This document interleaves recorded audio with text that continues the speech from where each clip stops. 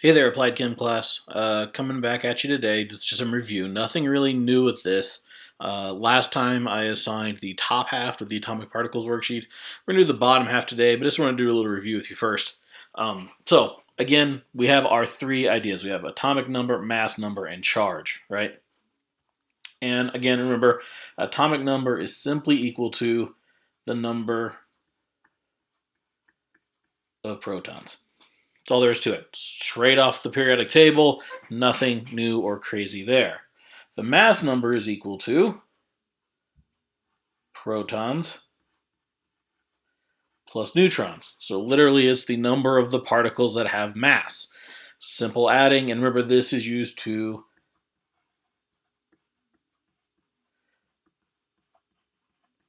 identify the isotope. The charge then, again, combination of the protons minus the electrons. Okay, a little different, subtracting rather than adding, but still nothing real difficult there. Just simple subtraction. And remember, we wrap all this up with isotopic notation.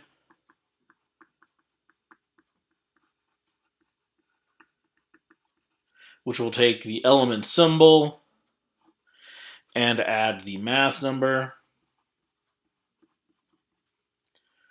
the atomic number, and the charge in that arrangement around the symbol. So let's go ahead and take a look at one of them from the chart, just to give you an idea of what's going on. And let me zoom in here a little bit so we can see this a little clearer. All right, so I'm going to go ahead and do atom H with you. So atom H, here's the isotope symbol.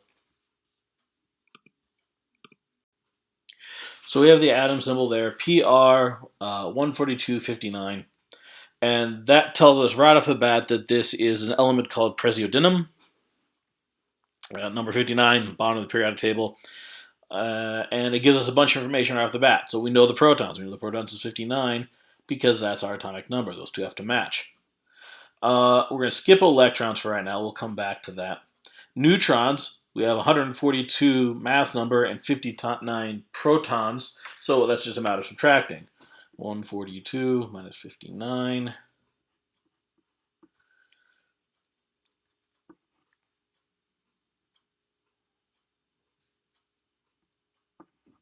$83.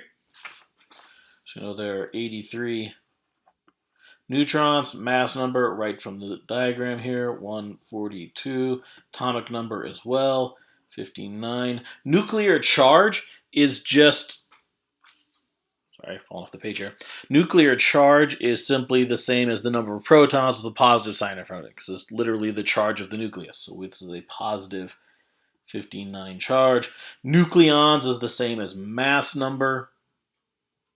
Nucleons is a fancy name for the particles in the nucleus. So it's the same as mass number, 142. Nucleus diagram is just the core of the Bohr model, right? So we do a circle with the number of protons, followed by a P, and the number of neutrons, 83, followed by an N. So it's just the core of our Bohr model. Electrons can be a little different, but you have to look at the directions here, right? All atoms are neutral.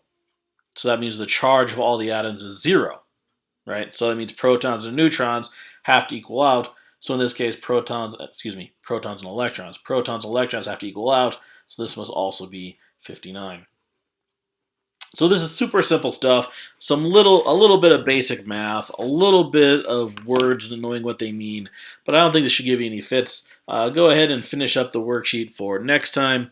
Have a delightful day, and as always, if you need some help, get a hold of me.